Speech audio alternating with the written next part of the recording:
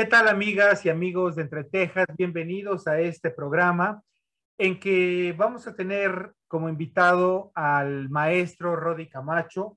Él es licenciado en Relaciones Internacionales y maestro en Comercio Exterior. Cuenta con una gran experiencia en cumplimiento normativo y la gestión y las regulaciones de operaciones de importación, exportaciones mexicanas, con un énfasis particular en la evaluación de riesgos y las mejoras de procesos. Su experiencia se extiende a los principios de cumplimiento en México y América Latina. También cuenta con un amplio conocimiento en relación con los cumplimientos normativos de otros países, lo que le ha brindado la oportunidad de atender a compañías en países como Brasil y Argentina, trabajando en proyectos de comercio internacional dentro de sus regulaciones jurisdiccionales y mejores prácticas. Dirigió con éxito actividades de migración de procesos de exportación para compañías de telecomunicaciones en Mumbai, India, lo que implicó capacitar al personal, asegurando la preparación y calidad en los procesos establecidos. Igualmente ha publicado diversos artículos relacionados con el ámbito internacional en revistas del medio y ha participado en foros internacionales presentando ponencias con temas como procesos de controles de reexportación, importación de madera en México, Incoterms, entre otros. Actualmente dirige el área de consultoría en una empresa canadiense dedicada a ofrecer y proporcionar soluciones integrales en comercio internacional y, bueno, no está más de más decirlo, es chiapaneco. Hola, ¿cómo Así es. estás, maestro Camacho? Qué gusto saludarte. Oye, pues muchas gracias por aceptar la invitación. Fíjate que en programas anteriores hemos tenido la fortuna de conversar con internacionalistas, con colegas tuyos, con temas de temas municipales, con relaciones internacionales y eso, y teníamos muchas ganas de desembocar en este tema que es el tuyo, el del comercio internacional, por tu gran experiencia en empresas en este tema. Bienvenido. No, muchas gracias por la bienvenida, muchas gracias sobre todo por la invitación. Me ha tocado participar en otros eventos, pero nunca en Chiapas, así que esta para mí es muy especial. Ah, Gracias, qué Luis, y bueno. mucho gusto. No, qué Sí, sí, bueno. sí. Y de eso se Primera de trata. Chiapas. Sí. Sí, gracias. No, pues a la Bueno, orden. yo quisiera que comenzáramos a conversar sobre el tema del comercio internacional. Si quieres, vamos de lo general a lo particular. ¿Qué es el comercio internacional? ¿Cuál es la importancia que tiene para nuestro país? ¿Cuáles son las reglamentaciones? Partamos de que tienes alumnos del primer semestre de la carrera de Relaciones Internacionales y que nos vas a dar esta explicación para que vayamos entendiendo, por favor. Claro que sí. Comercio internacional yo lo definiría como la materia de distribución productos entre diferentes países. Y ahí viene lo complejo, como tú bien lo comentas, toda la parte de normatividad hace que el comercio internacional no se limite a un hecho de mandar el producto y recibirlo en otro lugar. Cada producto tiene un sinfín de regulaciones, tanto para enviar como para recibir. Y la complejidad va aumentando, obviamente, dependiendo del tipo de producto. Productos como tabaco y alcohol siempre van a estar muy, muy regulados. Y por ahí en la semblanza mencionabas el tema de reexportación, o como lo llaman en Estados Unidos, US Export Controls, que es prácticamente cualquier producto que pueda ser utilizado para armas o en armas, misiles, narcotráfico, etcétera, está muy regulado, no solamente obviamente para exportarse a Estados Unidos, sino para reexportarse desde otro país. Un producto con origen estadounidense, si se envió, por ejemplo, a México y de México va a ser reexportado a otro país, tiene que pasar por muchos filtros, porque, por ejemplo, un circuito modular, una tarjeta impresa, que se le pone un misil, puede transferir datos para que ese misil sea enviado de Afganistán a Estados Unidos o a otro país, ¿no? Es nada más un ejemplo.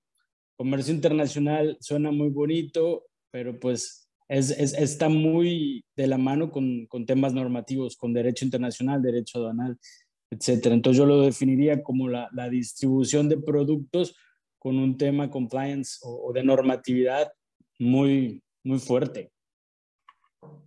Claro.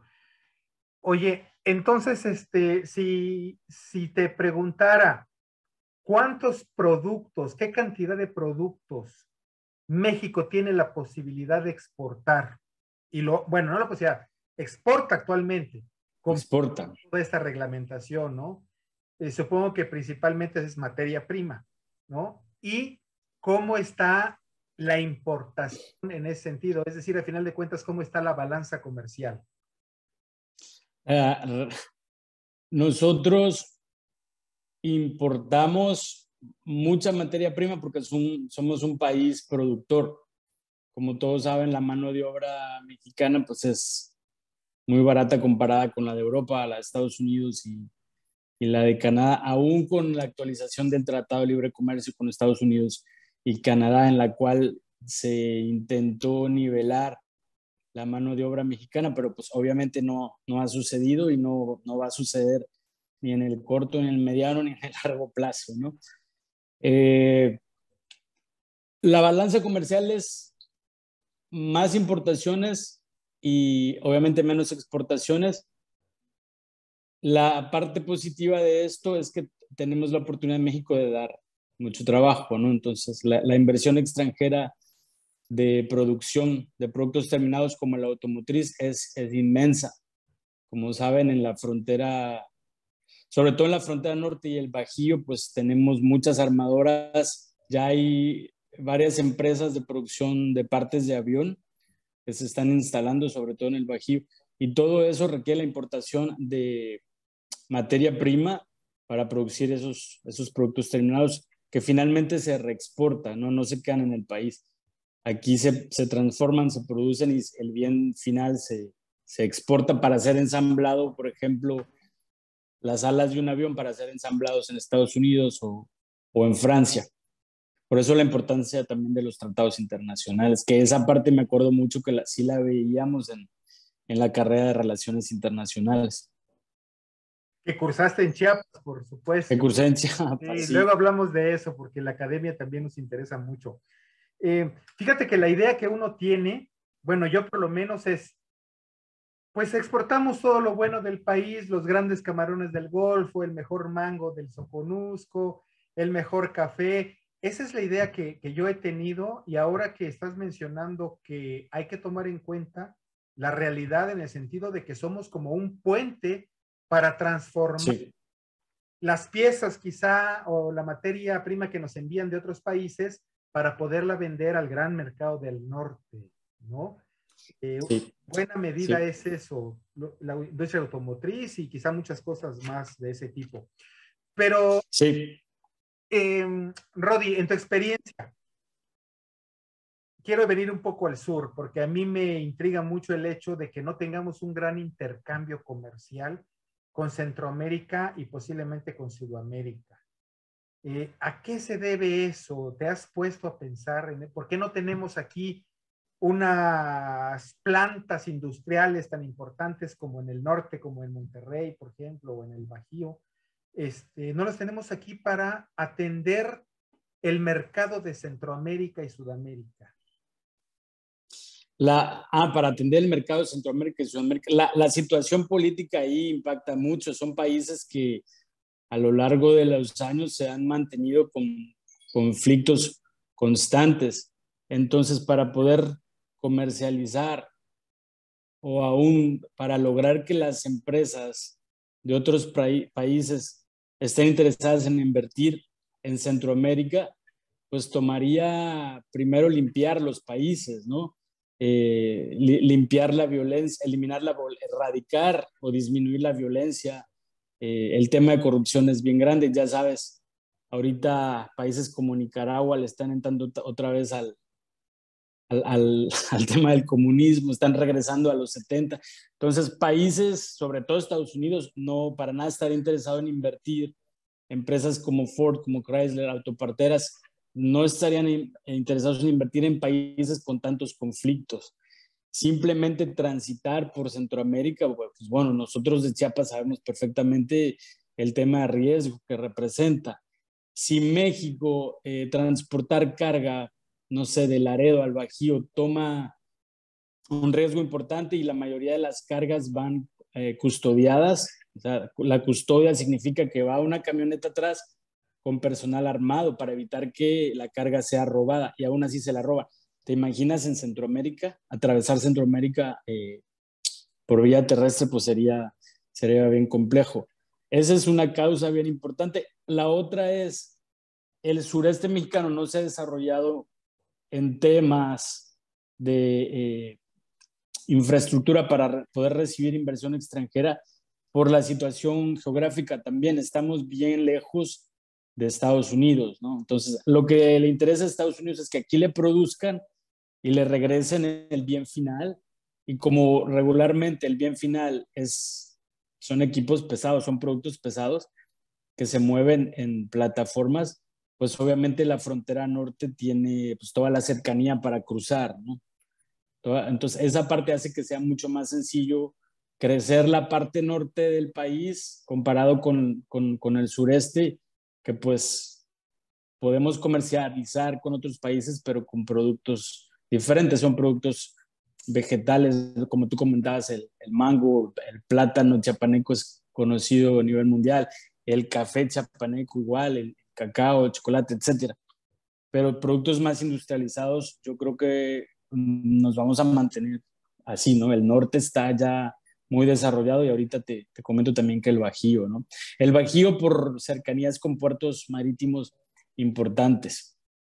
El norte es para cruzar por tierra, maquinaria pesada, equipo pesado, y el Bajío por cercanía, digamos, con Veracruz, con Lázaro Cárdenas, que están ahí de lado a lado. Tanto el Pacífico como el Atlántico, ¿no? Exactamente, para mediar a Asia o recibir de Asia o Europa, ¿no? De lado a lado, como dices. Maestro Camacho, tú trabajas para una empresa transnacional canadiense, pues encargada del comercio exterior. Cuéntanos, Sí. ¿cuáles son los productos que más salen del país, de acuerdo con tu experiencia, ¿no? Y también de lo que te corresponde traer al país, porque supongo que es ida y vuelta, por supuesto.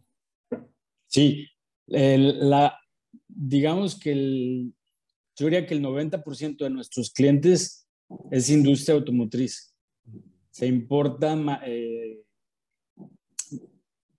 productos, materia prima y mucha herramienta y refacciones, porque pues aun cuando varios automóviles son producidos aquí en México y se venden localmente, en la mayoría de los casos, las refacciones que nosotros compramos son importadas. Entonces yo diría que un 90% de nuestros clientes es industria automotriz.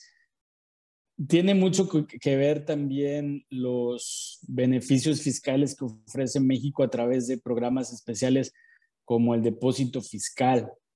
Entonces, nosotros, de hecho, comenzamos administrando el depósito fiscal y por lo mismo es que la mayoría de nuestros clientes son industria automotriz. El depósito fiscal es el beneficio que más o en su mayoría utiliza la industria automotriz por los beneficios que le otorga, ¿no? ¿Nos explicas qué es eso, por favor? Sí, claro que sí. El depósito fiscal es literalmente un almacén pues, del tamaño que la empresa necesite para almacenar los productos sin otorgarle un régimen aduanero o un régimen fiscal al momento de ingresar el producto al país. Suponemos que estamos importando un arnés que se va a utilizar en una Gran Cherokee, pero no sabemos cuándo se va a producir la Gran Cherokee, entonces podemos traer el arnés y no lo importamos. O sea, no tenemos que cumplir con las regulaciones. El pago aduanal y los no tenemos que, exacto, no tenemos que cumplir ni con los permisos, ni con el pago de impuestos, ni con el pago del IVA, que es lo más caro, hasta que la empresa decida que ese arnés se va a utilizar. Entonces, cuando se va a utilizar, se procede a hacer toda la parte oficial de la importación, cumplir con el régimen de importación temporal en este caso, ¿no? Entonces, ahí qué interesante. sí, sí, sí. Sí, porque Sí, eso tendría un costo financiero enorme el tener que pagar todos los impuestos y dejar guardado allí el arnés que mencionabas, ¿no? Eso es una ayuda para la industria. ¿Y quién regula? exacto. Aduanas, el SAT a través de aduanas. Es decir, A el través. mexicano sabe que tal empresa tiene 300 arneses guardados en una bodega en León, Guanajuato, y están allí. Ya utilizó 20. Bueno, paga los impuestos de esos 20. Quedan 200 Exacto. allí en stand-by. Exactamente. Es complejo, toda la parte de administrar el inventario y los saldos es la parte compleja y es ahí donde empresas como la mía entra a participar en toda esa administración y en el desarrollo de software, porque comercio internacional no es únicamente como la parte normativa y la parte de conocimiento de logística, sino también la parte de tecnología. La empresa necesita diversidad, cantidad de software, de herramientas, de aplicaciones tecnológicas para poder administrar sus embarques, saldos, inventarios, etcétera, ¿no? Entonces es un mundo enorme. Y estoy pensando ahorita, digo, hace 30 años no era posible, pero ahora muchas de las transacciones se hacen a través de la web. Y entonces yo me imagino que hay gente especializada en eso que busca 2 toneladas de tornillos de de platino de tales características, a ver quién las tiene en el mercado. Y las tiene Taiwán, por ejemplo, ¿no? Y luego necesita unos faros especiales para tal coche y los produce Dinamarca. Y entonces se compra Dinamarca. Así de diversificado está el mercado, es decir, a nuestro país llega materia prima o piezas de todo el mundo. Sí, y uno de los mejores ejemplos es un coche, es un auto. Puede tener piezas de cantidad de países. En México, aun cuando pueda tener proveeduría nacional de algunas partes, prácticamente en México se ensambla. México ensambla todos esos automóviles, los vende local, la parte que tenga que vender local, o sea, en México, y exporta el 80% pues se va para otros países, ¿no? Regularmente se va a Estados Unidos y de Estados Unidos distribuye a todos los países en los cuales tiene clientes, pero sí, un carro puede tener orígenes de 100 países o más. Un carro tiene un billete, como le dicen en el argot de comercio internacional, un billete de materiales, que es la lista de materiales de miles de piezas, y cada pieza puede tener muchos países de origen. De ahí la importancia también de administrar tratados internacionales como el antiguo NAFTA o TLCAN, como lo llamábamos en México. Porque una pieza puede ser elegible para utilizar el beneficio del tratado, pero primero tiene que pasar por un proceso de confirmar la elegibilidad, ¿no? Que es ver de toda tu lista de materiales cuántos proveedores nacionales tienes, cuántos proveedores de Estados Unidos, cuántos de Canadá, cuántos de China, etcétera, y de ahí confirmar si efectivamente la pieza puede calificar como un producto que se produjo, valga la redundancia, en la zona del tratado. Si no, no aplica para el beneficio de ahorrarte los impuestos al momento de la importación en el otro país. Es complejo, tiene es un laberinto de comercio internacional. Sí, fíjate que estoy pensando ahorita que nos estás contando esto, me puse a pensar, una empresa ensambladora o la empresa automotriz invierte 550 millones de dólares en una pieza aquí, otra por allá, la parte del motor allá, ¿no? Y de pronto lo que hace falta es el microtornillo para detener el asiento, ¿no? Y Ajá, exacto. esto podría detener y tener un costo financiero altísimo para el proceso de armado de esas piezas o de ese coche. Y entonces vienen las grandes las broncas. Entonces, La regulación es tan compleja de que, a ver, sí, te voy a comprar tal, te comprometes a entregarme las 4 toneladas de tornillos que necesito, pero te comprometes, y es tu problema, a entregármelas en el puerto de Veracruz, tal fecha, bueno, tal hora no, pero tal fecha máximo, porque si no, Sí, afectas mi proceso de producción.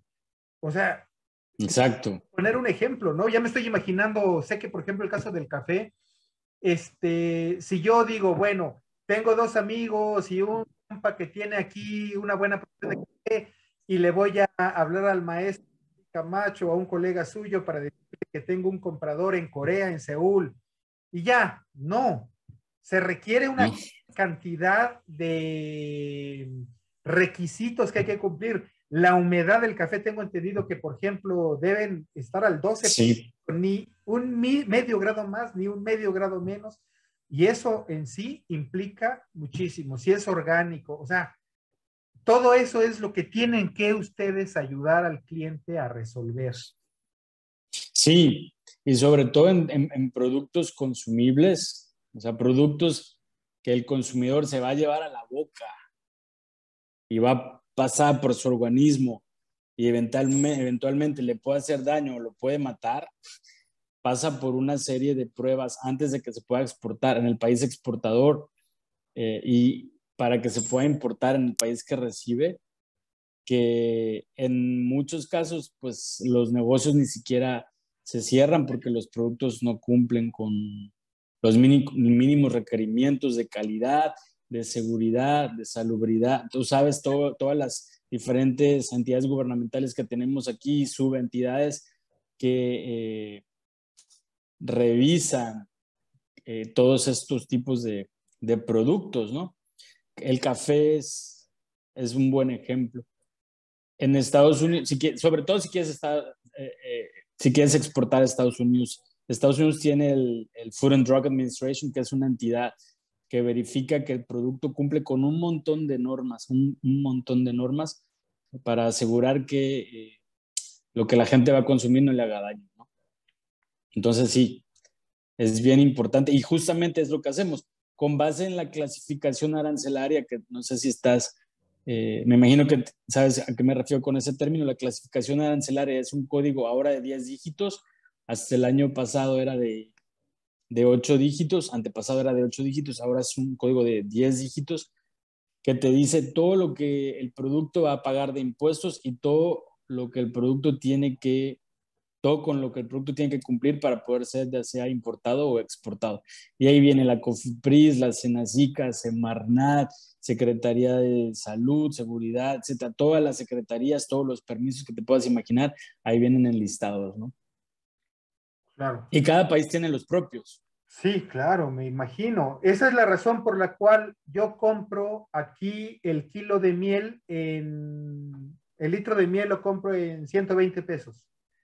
Y un amigo me dice, Uh-huh. sí, pero es que en Francia esto se vende a 350 pesos. Y yo digo, pues me voy a ganar 250 pesos por cada litro.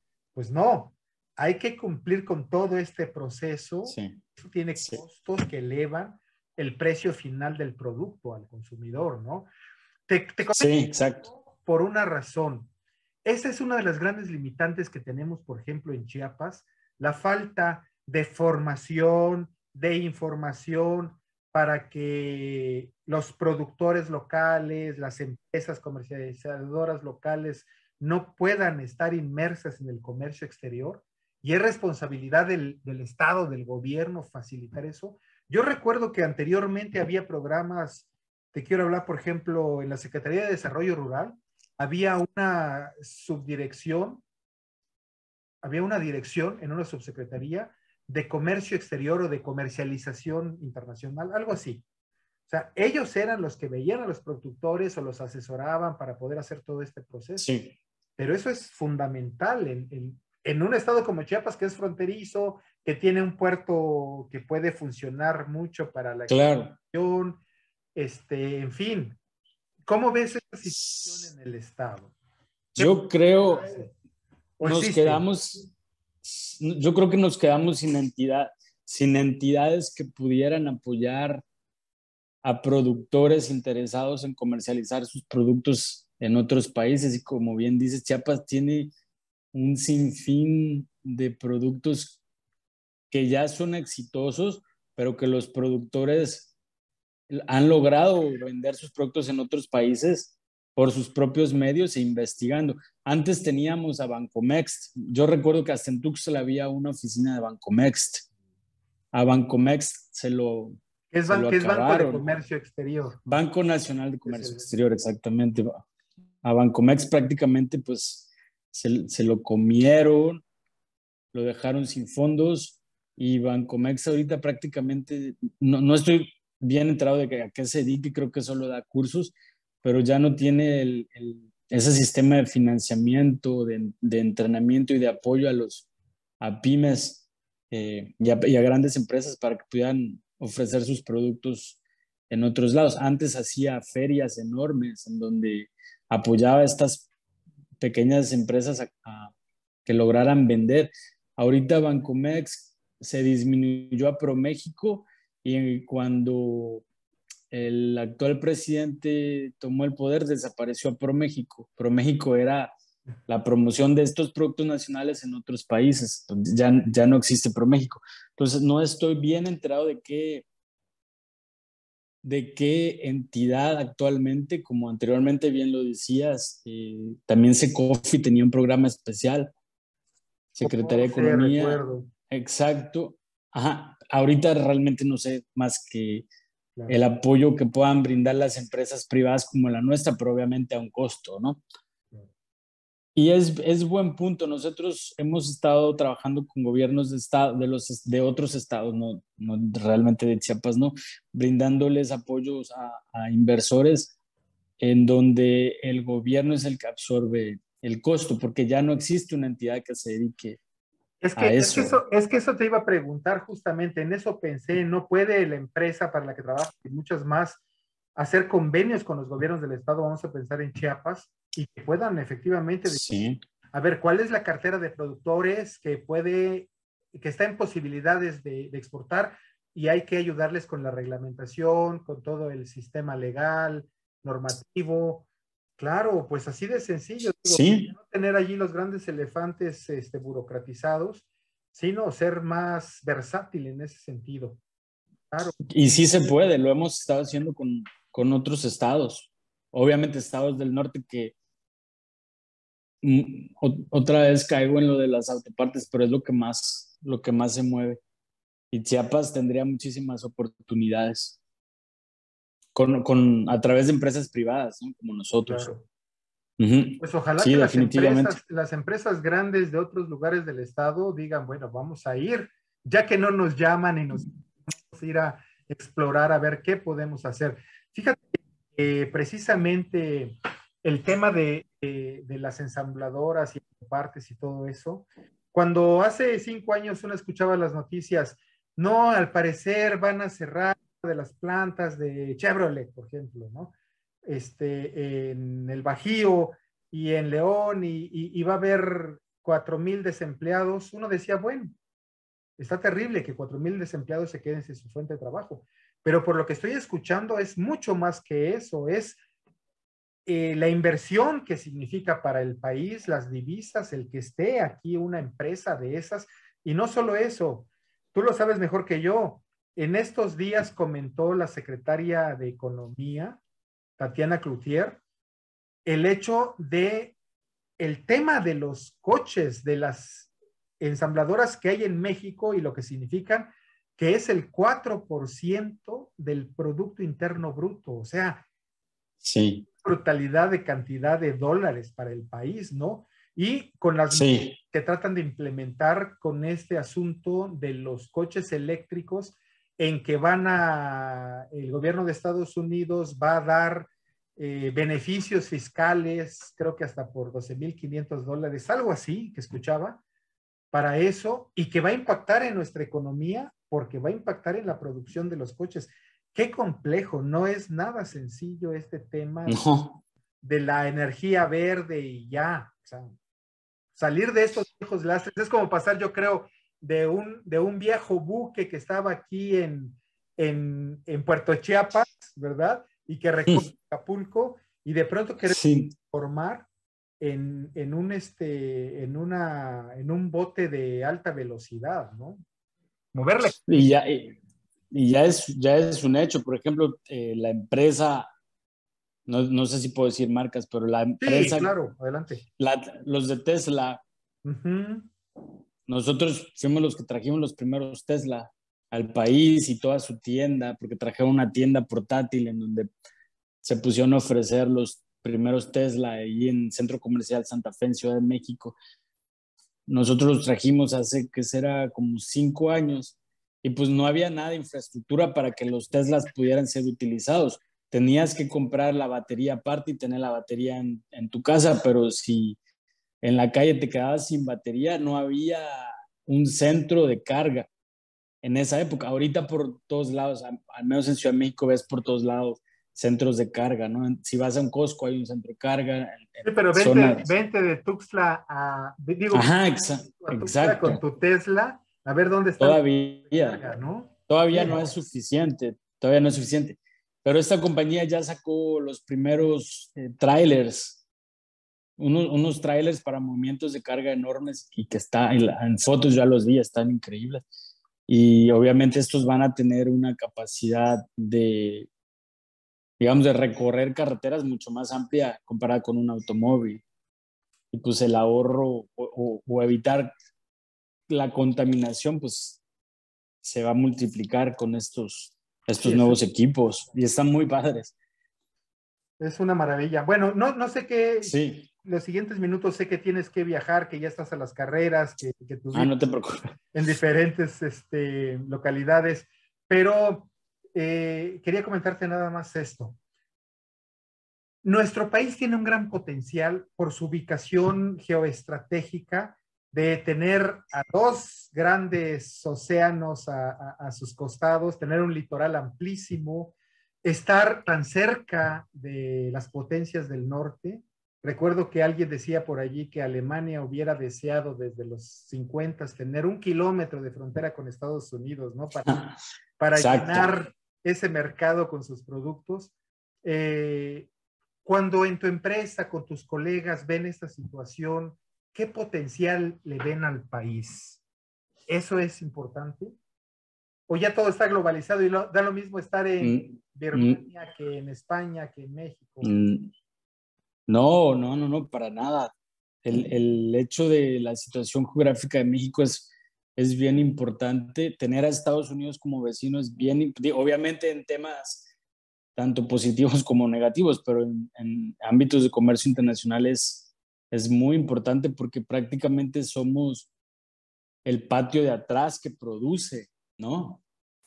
Para ellos les sale más barato, pero nosotros tenemos la oportunidad de abrir muchísimas fuentes de empleo. Precisamente ahorita que Estados Unidos está teniendo muchos conflictos políticos y económicos con China, empresas norteamericanas que se encontraban en China por el mismo tema de mano de obra barato, se están viniendo a México. Entonces, tanto el Bajío como la frontera norte se está llenando, o sea, ya había muchas, pero ahorita se están multiplicando empresas que originalmente estaban establecidas en China. Entonces volvemos a lo mismo, la infraestructura que tiene México y sobre todo la mano de obra especializada, porque nuestra mano de obra desafortunadamente es barata, pero es muy especializada en temas automotrices y ahorita industria aeroespacial, que, o sea, no la tienen otros países.